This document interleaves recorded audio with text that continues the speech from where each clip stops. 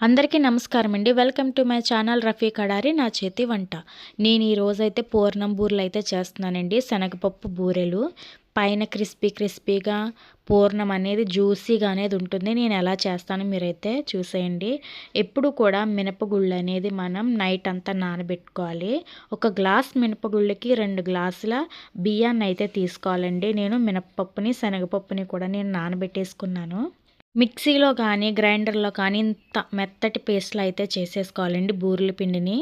దీంట్లో యాలకుల పౌడర్, పంచదార, కాస్త సాల్ట్, వంట సోడా వేసుకుని బాగా కలిపేసుకుని ఏ పిండికైనా కూడా మనం రెస్ట్ అనేది ఉండాలండి.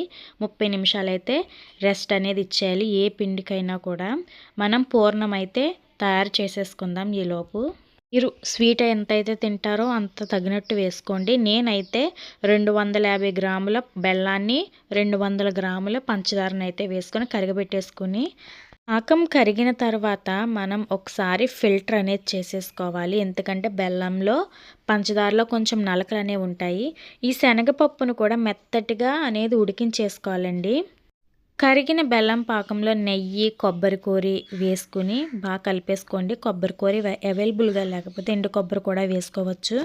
ఈ శనగపప్పు పూర్ణాల్లో ఈ కొబ్బరి కూరి భలేగా ఉంటుందండి తినేటప్పుడు. కొబ్బరి కూరను కూడా వేసుకుని బాగా కలిపిన తర్వాత ఉడికించుకున్న శనగ పిండిని కూడా వేసేసుకోవాలండి. ఇంతిలా మనం కలిపేసుకోవాలి. మీరు కంగారు పడకండి, ఇది వెంటనే దగ్గర పడదు, అలా ఉడికి కొద్దీ దగ్గర పడుతుంది. కాస్త దగ్గర పడిన తర్వాత యాలకులు పౌడర్ అయితే వేసుకుని ఒకసారి అయితే కలిపేసుకోండి. ఈ పూర్ణంకి పాకం ఏమీ లేదండి, జస్ట్ కరిగితే చాలు. కరిగిన తర్వాత జస్ట్ వేళ్ళతో ఇలా టచ్ చేస్తే అంటుకుంటే సరిపోతుందండి పాకం. ఆ స్టేజ్లో ఉండేటప్పుడు ఇవన్నీ వేసుకుంటే మనకి పర్ఫెక్ట్గా అనేది వస్తుందండి పూర్ణాలు. చూడండి, ఇది చల్లారిన తర్వాత గట్టి పడిపోతుంది, ఇలా గట్టి పడుతుంది. చూసారా ఎంత బాగుందో, జ్యూసీగా. దీన్ని చిన్న చిన్న ఉండలుగా అయితే చేసేసుకొని మనం బూరెలు అనేది వేసేసుకోవాలి.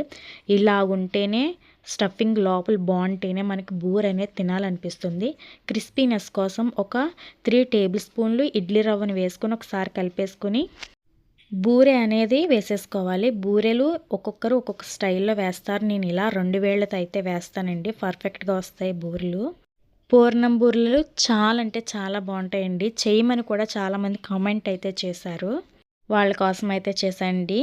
మీరు కూడా ట్రై చేయండి, చాలా అంటే చాలా బాగుంటాయి. ఎప్పుడు కూడా ఆయిల్ బూరె వేస్తే బూరంతా మునిగేటట్టు ఆయిల్ అనేది వేసుకోవాలి. ఒకే కలర్లో వస్తుందండి అప్పుడు. లేదంటే ఒకవైపు తెల్లగా ఒకవైపు వేగి అలా వస్తుంది. మీరు కూడా మీ ఇంట్లో ట్రై చేయండి, చాలా అంటే చాలా బాగుంటుంది. పండగలకి ఈ బూరెలు చాలా బాగుంటాయండి. పూర్ణం బాగుంటేనే కదా బూరె తినాలనిపిస్తుంది. పైన క్రిస్పీగా ఉండాలి, లోపల పూర్ణం తింటుంటే అబ్బా భలే గుందే అనాలి. జస్ట్ ఇలా చేసేసుకుంటే సరిపోతుందండి. చాలా అంటే చాలా బాగున్నాయి బూరెలు అనేది, చాలా బాగా వచ్చాయి. మీరు కూడా మీ ఇంట్లో ట్రై చేయండి. ఇప్పుడు వస్తున్నాయి కదా సంక్రాంతి, కనుమలు, భోగి పండగకి మీరు కూడా ఇలా ట్రై చేయండి. చాలా అంటే చాలా బాగా వస్తాయి. ఈజీ ప్రాసెస్లోనండి. అందరూ బాగోవాలి. అందరికీ బాయ్ అండి. అందరికీ బాయ్ అండి. నా